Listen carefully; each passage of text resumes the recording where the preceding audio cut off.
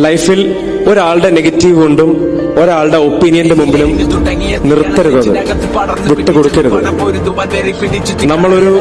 നമ്മളുടെ സ്വപ്നം നമ്മൾക്കേ അറിയൂ. ഉയർത്തി ഉറക്കെ പിടിക്കണം.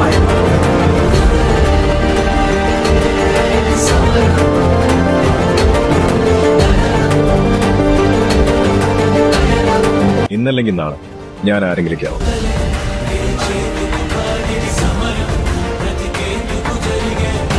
ഒരുപാട് നാളായാലേ താൻ ഈ മൊമെന്റിന് വേണ്ടി കഷ്ടപ്പെടുന്നു. കുറച്ച് ലേറ്റ് ആയി പോയിന്ന് തോന്നുന്നുണ്ടോ? ഇല്ല, നമ്മളൊക്കെ മിഡിൽ ക്ലാസ്സിലത്. ഇങ്ങനെ ഒരു ദിവസത്തിലേക്ക് എത്താൻ ആരുടെ ഹെൽപ്പൊന്നും ഉണ്ടാവില്ല. നമ്മൾ തന്നെ സ്വയം കണ്ടുപിടിച്ച് കഷ്ടപ്പെട്ട് തന്നെ പറഞ്ഞു. അപ്പൊ കുറച്ച് വൈകിയാണെങ്കിലും എത്തും. ചില കാര്യങ്ങൾ അങ്ങനെയാണ്. ചെറിയ ലക്ഷ്യങ്ങളിൽ തട്ടി വീണാലും വലിയ ലക്ഷ്യങ്ങൾ നമ്മളെ കാത്തിരിക്കുന്നുണ്ടാവും. വീണ്ടും ഓടുന്നവർക്ക് മാത്രം.